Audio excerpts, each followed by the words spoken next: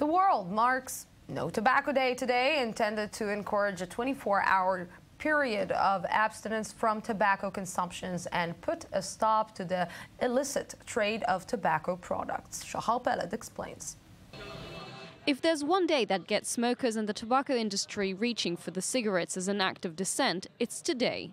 Very few international days generate so much enthusiasm and resistance simultaneously. But World No Tobacco Day, which has been taking place every year on May 31st, does exactly that. It's a social issue. It depends on people's social situation, their culture and upbringing. These can't be changed by government policy.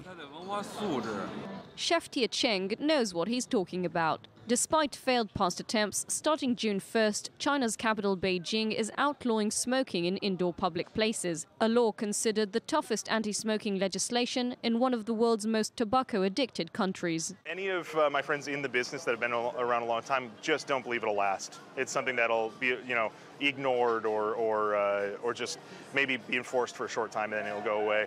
Reports indicate that tobacco use currently leads to nearly 6 million deaths each year worldwide, including 600,000 of which are the result of non-smokers being exposed to second-hand smoke. China, with its estimated 300 million smokers, buries some 1.4 million people every year from smoking-related diseases. In 2010, 74% of non-smokers suffered from secondhand smoke. So you can imagine how many places people are smoking in. Since 1987, the WHO's World Health Assembly has been encouraging a 24-hour period of abstinence from all forms of tobacco consumption around the globe and tries to draw attention to the widespread negative effects of tobacco use. But real enforcement in countries like China is doubtful, especially when the government enjoys billions of dollars in tobacco tax revenues. And until laws will be actually applied, smokers' indifference to their health and to the well-being of others will probably continue to prevail.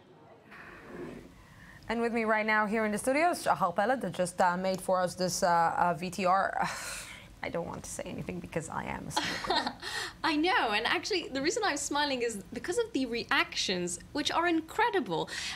Only today in our newsroom, the numbers are really horrifying. When we talked about this, nobody cares about the figures. We talk about the numbers, we talk about the figures, which are horrifying, and yet, on the one hand, smokers are outraged. They think it's their business, everyone should mind their own business, and they don't like talking about it. But on the other hand, there's people who think that there's more than that, claiming that every person should be able to breathe smoke-free air.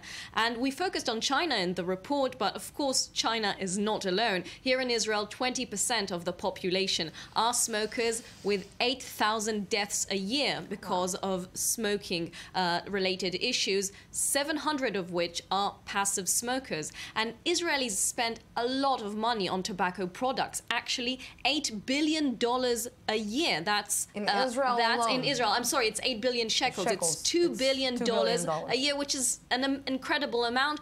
Israel and China are not alone, of course. In the United States, almost 500,000 people die every year because of smoking, 10% of which are non-smokers. In the UK, cigarette smoking is the greatest single cause of illness and premature death, 100,000 deaths a year. And still, people don't stop smoking. But there are good news. They are that non-smoking is actually becoming the norm. Well, yes, but generally speaking, non-smoking is becoming the latest trend. Yes. There you can is feel it on the streets. You absolutely. can feel it when you're going to Germany, when you're going to London, when you're going to New York especially. There's a very, very sharp decrease, especially in the US and in Europe. However, there is a rise in countries in Africa where the tobacco industry is now mainly aiming the low social economic conditions there are attracting more and more smokers, and the companies are targeting people there. And so the 6 million today might become 8 million in 2030. There is still not a decline in smokers, but if you are a smoker and looking for some inspiration, quick inspiration from a list of celebrities who managed, for example, Barack Obama. If you thought stress was bringing you to smoking, then think again. You know, I don't know if he really stopped smoking with all the problems that he has. It's true, and there are many rumors, but at least he is trying to present himself as a non-smoker, and he did pass an anti-smoking bill in an attempt to stop further generations from picking up the habit. Jennifer Aniston, we remember her from the great Friends scene where she's social smoking with the colleagues. She was actually a very heavy chain smoker. She stopped in 2007, and she attributes it to yoga. And believe it or not, Gwyneth Paltrow, the health guru, was a very, very heavy smoker. Her father died of cancer and didn't stop her from smoking. She was pregnant in 2004. That's when she gave it up. Well, so everyone has a chance. Pregnant. Let's all get pregnant. If that's the solution, Some I say why not. I think that some men won't be able to, will prefer to smoke 2 packs a day. Shachar Peled, thank you very much. Thank you.